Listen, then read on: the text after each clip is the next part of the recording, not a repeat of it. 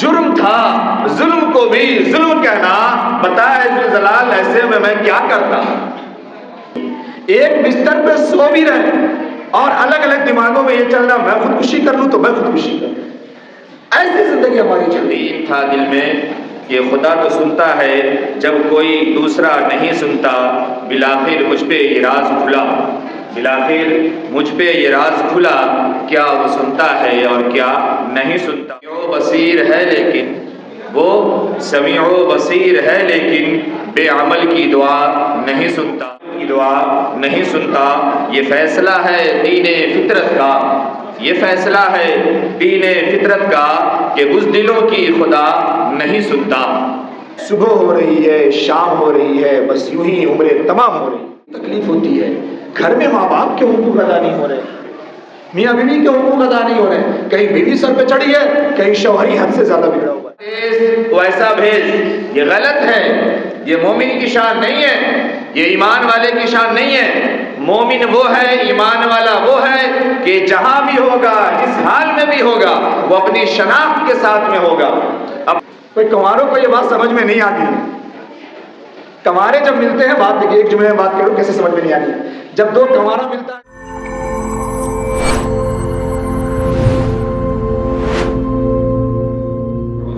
من الشیطان الرجیم بسم اللہ الرحمن الرحیم ان تنصروا اللہ ینصرکم ویثبت اقدامکم صدق اللہ العظیم اللهم صل علی محمد وعلی آل محمد كما صليت على ابراہیم وعلى آل ابراہیم انک حمید مجید اللهم بارک علی محمد وعلى آل محمد كما بارکت علی ابراہیم وعلى آل ابراہیم انک حمید مجید۔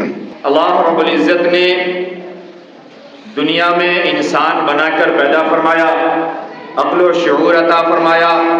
اللہ رب العزت نے اپنی بے شمار صفات سے اور بے شمار کیفیات سے، بے شمار طاقتوں سے دنیا میں ہمیں بھر کر کے پیدا فرمایا۔ اللہ رب العزت نے راہیں دکھائی اور یہ بتایا اور یہ سمجھایا کہ دیکھو وَإِذَا قُلْتُمْ فَاعْدِلُوا وَلَوْ كَانَ ذَا قُرْبَىٰ۔ اللہ نے فرمایا کہ دیکھو اگر بات بولنے کی نوبت آئے تو ہمیشہ سچ بولنا اور حق بولنا، چاہے وہ بات اپنے ہی کے خلاف کیوں نہیں ہو، سگے کے خلاف کیوں نہیں ہو، لیکن اگر وہ بات سچ ہے تو سچ بولی جائے گی اور حق ہے تو حق بولی جائے گی۔ دیکھو اگر قدم اٹھانا تو یہ دھیان رکھنا کہ کسی یتیم پر، کسی مسکین پر، کسی بیوہ پر، کسی کمزور کی طرف اپنے قدم کو مت اٹھانا، یہ دھیان رہے۔ خدا کی جو مخلوق ہے یہ عیال اللہ ہے، یہ عیال اللہ کے ساتھ ناانصافی کا معاملہ نہیں کرنا۔ اللہ نے جتنی وسعت تمہیں عطا فرمائی ہے، جتنی طاقت تمہیں عطا فرمائی ہے، وہی اللہ ہے جس نے دوسرے کو اس کے حساب سے اور اپنی پسند سے عطا فرمایا ہے۔ اس لیے اپنی اکڑ پہ رہتے ہوئے دوسرے کو کمزور، دوسرے کو ذلیل اور دوسرے کو حقیر سمجھنا اور پھر اس کی طرف نگاہیں اٹھا کر کے دیکھنا، یہ مومن کی اور ایمان والے کی شان نہیں ہے۔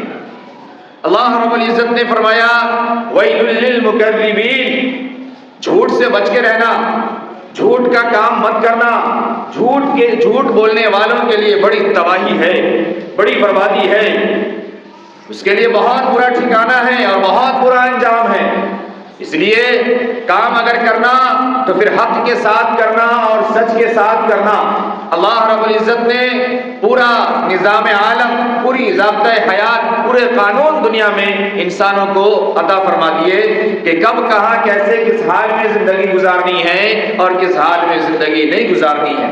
ہمارے یہاں ایک چیز چلتی ہے، ایک بات چلتی ہے تو ایسا بھیج، یہ غلط ہے، یہ مومن کی شان نہیں ہے، یہ ایمان والے کی شان نہیں ہے۔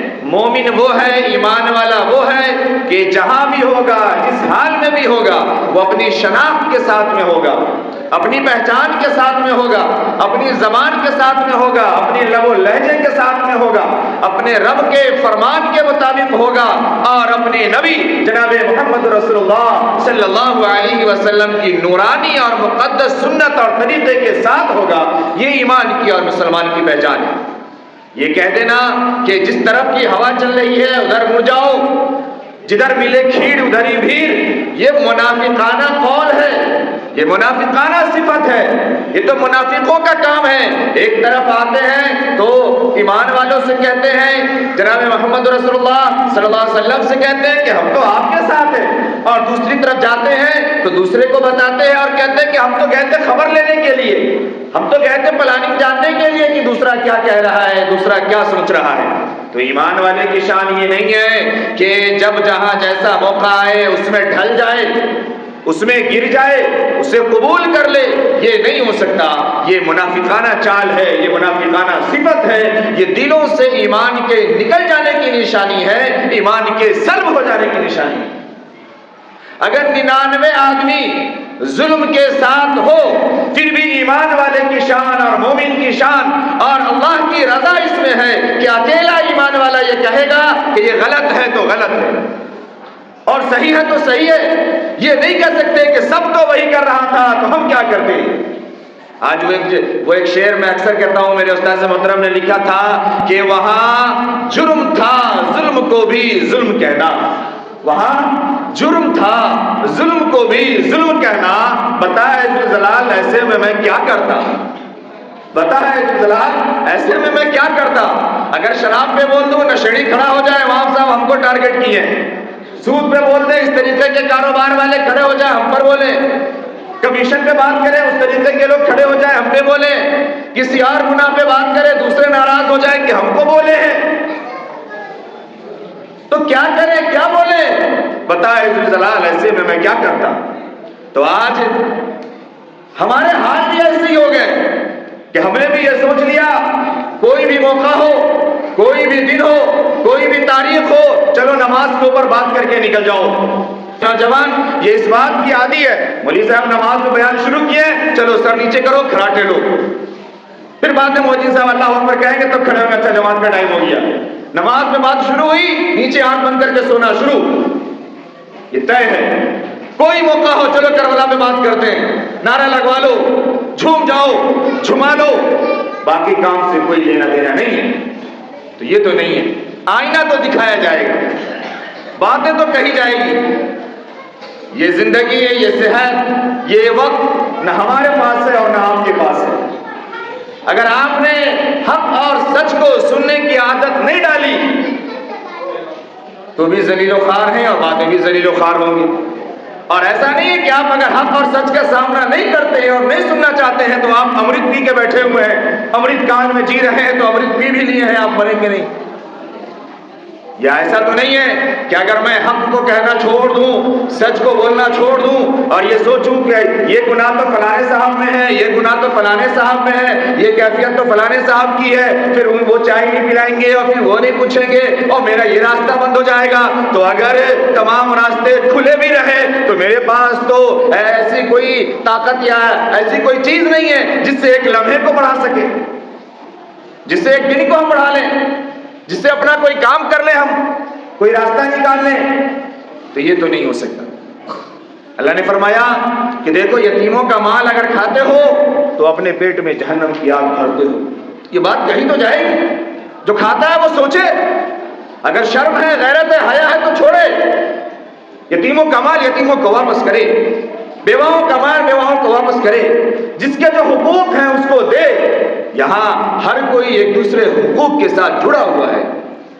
جب بات ہو مردوں کے بیچ تو عورتیں خراب، عورت کے بیچ تو مرد خراب، ایسا نہیں ہے۔ قربانیاں دونوں کی ہے، حقوق دونوں کے ہیں، یہ تو دونوں کو سمجھنا پڑے گا۔